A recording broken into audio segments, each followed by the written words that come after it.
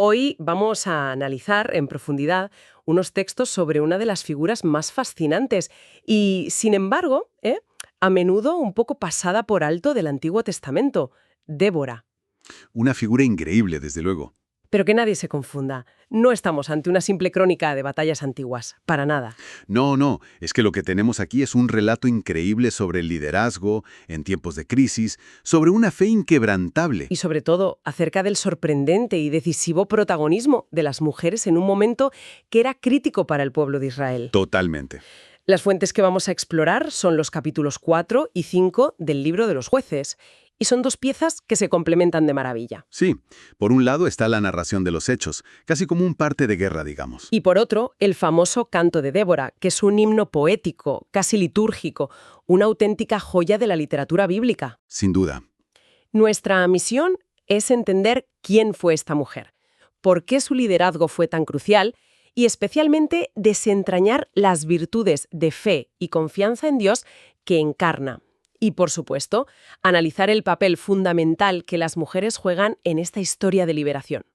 Vale, pues vamos a desgranar esto. Antes de saltar a la acción, es clave poner un poco de contexto. A ver, estamos en el periodo de los jueces, siglos XII y XI antes de Cristo.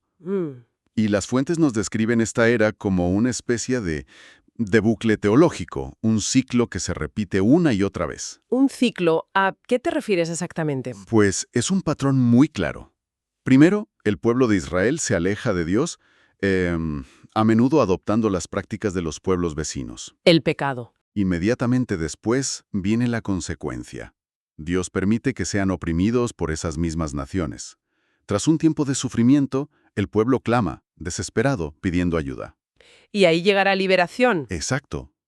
Es entonces cuando Dios suscita un líder, un juez, que los rescata y trae un periodo de paz. Hasta que el ciclo, Vuelve a empezar. entendido, es un patrón de caída y redención constante.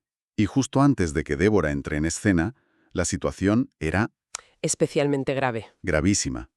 La fuente es muy directa. Los hijos de Israel volvieron a hacer lo que es malo a los ojos del Señor. Y estaban sometidos por Yavín, rey de Canaán, y su general Sísara, que no era un enemigo cualquiera. Para nada. El texto destaca que tenía 900 carros de hierro.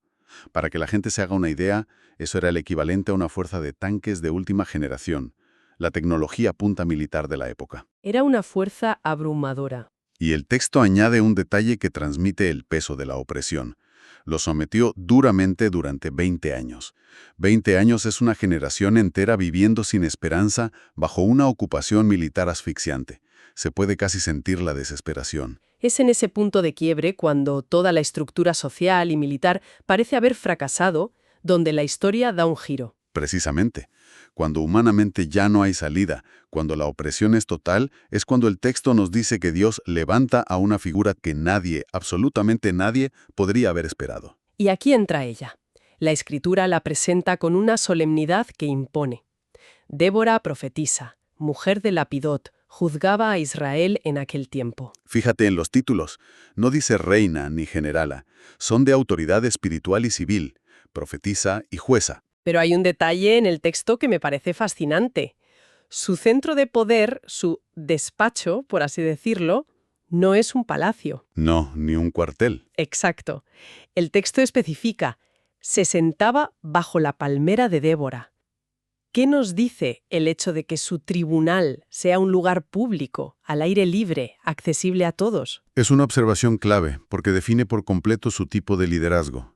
Su autoridad no emana de la fuerza, de muros o de ejércitos, sino de la sabiduría y la conexión divina que la gente reconocía en ella. Claro. Por eso el texto dice que el pueblo subía a ella para que juzgara sus causas. No era una autoridad impuesta, sino buscada. La gente acudía a ella libremente. Y las fuentes desglosan esa autoridad en varios roles, ¿verdad?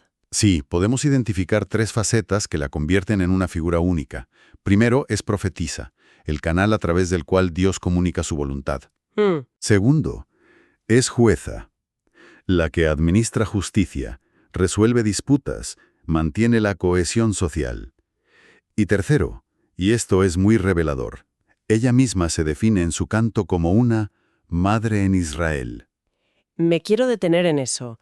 madre en Israel, no se llama a sí misma líder o gobernante. ¿Qué implicaciones tiene que use un término tan familiar, tan protector, en un contexto de política y guerra? Es que es fundamental, porque redefine la naturaleza del poder. Un líder puede dominar, un comandante puede ordenar, pero una madre cuida, nutre, protege, guía por el bien de sus hijos, no por su propia gloria. Es un liderazgo de servicio. Exacto. Su objetivo no es su propio engrandecimiento, sino el bienestar de su pueblo. Es un poder basado en el amor y la responsabilidad, no en la coacción. Y esto, en una sociedad tan marcadamente patriarcal, es revolucionario. Es un liderazgo que nace de una conexión con Dios que nadie discutía. Y esa autoridad la lleva a dar un paso más allá, a meterse de lleno en el ámbito militar. Así es. Pasa de jueza a estratega, pero siempre como portavoz de una orden divina. La fuente narra cómo convoca a Barak, un líder militar, y no le da un consejo, le da una orden directa de Dios. Con el plan de batalla incluido. Con el plan de batalla, le dice, ve, reúne en el monte Tabor a 10.000 hombres, y yo atraeré hacia ti, a Sísara, y lo entregaré en tus manos. La confianza que transmite es absoluta. No hay un quizás o un si todo va bien. Hay una certeza que solo puede venir de una fe profundísima. Es que esa es la esencia de su rol como profetisa. No expresa una opinión, sino una certeza divina. Su fe es el motor de toda la operación. Ella sabe, sin un ápice de duda, que la victoria está garantizada por la promesa de Dios. Sin embargo, esa fe de titanio choca frontalmente con el miedo muy humano de Barak. Su respuesta es una de las frases más analizadas del relato: si vienes conmigo, iré, pero si no vienes conmigo, no iré.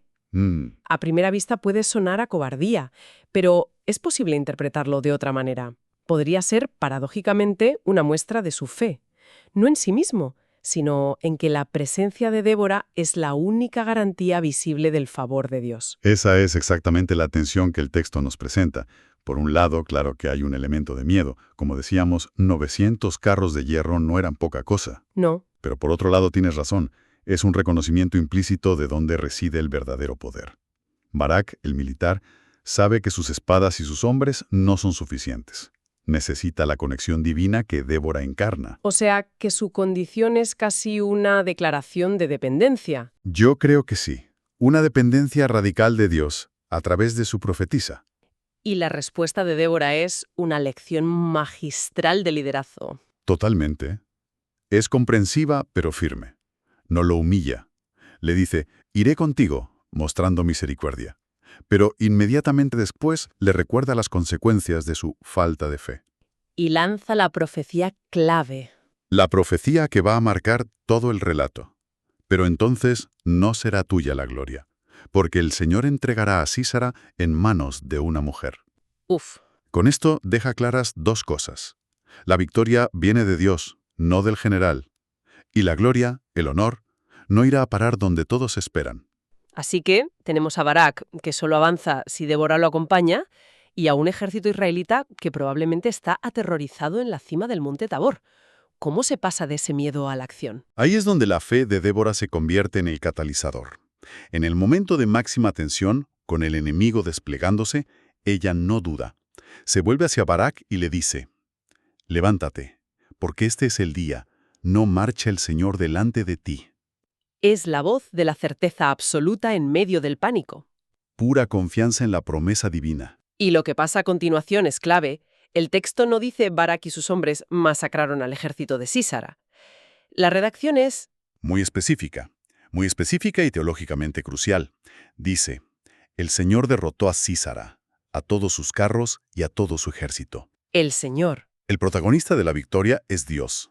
Débora activa la fe, Barak ejecuta la acción, pero la victoria es un acto divino. La fe, personificada en Débora, es el arma principal de Israel. La derrota del ejército cananeo es total.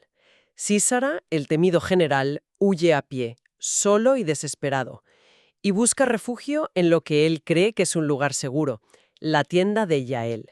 Y es aquí donde la trama da un giro espectacular y se cumple la segunda parte de la profecía de Débora. Yael lo recibe, le ofrece leche, lo cubre con una manta. Parece un acto de hospitalidad. Pero es una trampa mortal. Cuando Sísara cae rendido por el agotamiento, Yael toma una estaca de la tienda y un martillo. Es una escena increíblemente gráfica y brutal. Sí, se acerca en silencio y se la clava en la sien. Las fuentes no se andan con rodeos al describirlo. Hay una crudeza en el relato que te impacta. Impacta porque es la culminación del plan divino. Y nos obliga a conectar los puntos. A ver, la profecía de Débora decía que la gloria sería para una mujer. Al principio, todos, incluido Barak, probablemente asumimos que se refería a la propia Débora. Claro. De Dios. Es como un doble giro argumental. Exacto. La fuente nos está mostrando un patrón deliberado. El poder y la gloria no están donde la lógica humana espera. No están en el general Barak, sino en la profetisa Débora. Y ni siquiera ahí. Es que ni siquiera la victoria final se produce en el campo de batalla, sino en el espacio más inesperado. El ámbito doméstico, la tienda de una mujer. Es una subversión total. La gloria no es para el hombre fuerte del ejército, sino para dos mujeres que actúan movidas por una fe y una valentía extraordinarias. Tras la victoria llega la celebración. El capítulo 5 de Jueces es precisamente eso.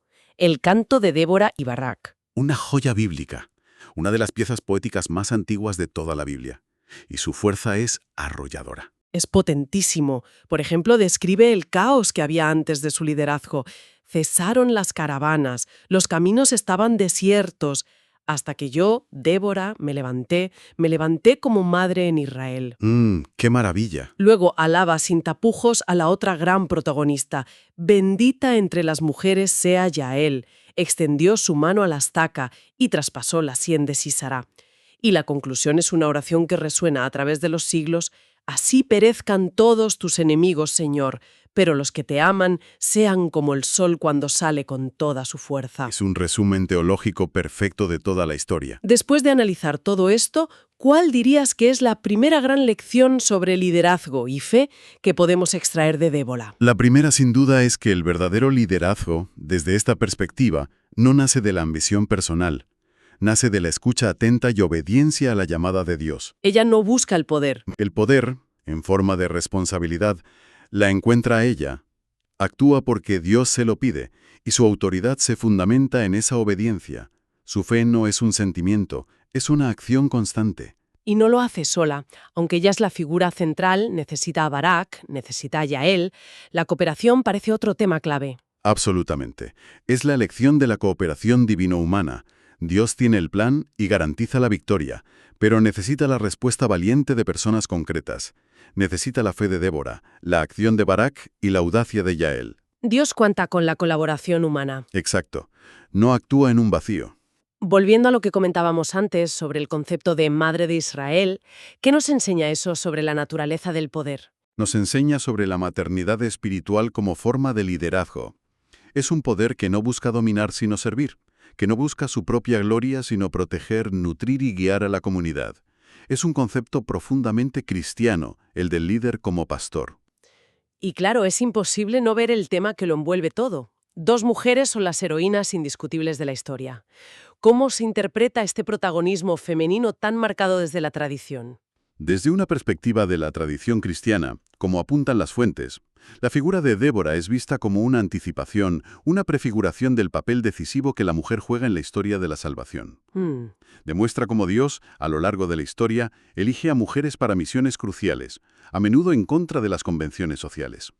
Es un camino que, según esta visión, encuentra su culminación en la figura de María. Claro, la mujer cuya fe y obediencia hicieron posible la encarnación. Exactamente. Débora y Yael son eslabones en esa cadena de mujeres valientes que colaboran con el plan de Dios. Entonces, ¿qué significa todo esto? Si tuviéramos que resumirlo, la historia de Débora y Yael, según se desprende de estos textos, nos muestra que la intervención de Dios en la historia a menudo se manifiesta de formas que rompen por completo nuestras expectativas. Exacto. Los textos sugieren que la huella de Dios no se encuentra necesariamente en el paso de los grandes ejércitos o en las hazañas de los generales famosos, sino en otro sitio. A menudo se encuentra en la valentía, en la fe inquebrantable y en la acción decidida de aquellos que muchos podrían considerar débiles, secundarios o que están en los márgenes. Y eso nos deja con una reflexión final que va más allá de esta historia antigua y nos interpela directamente hoy. Esto plantea una pregunta importante para reflexionar. En nuestro mundo, que a menudo valora la fuerza convencional, el poder visible y las formas tradicionales de liderazgo, ¿dónde podríamos estar pasando por alto hoy la acción decisiva, la palabra profética, que proviene de fuentes inesperadas o de aquellas personas a quienes la sociedad por sistema no suele prestar atención?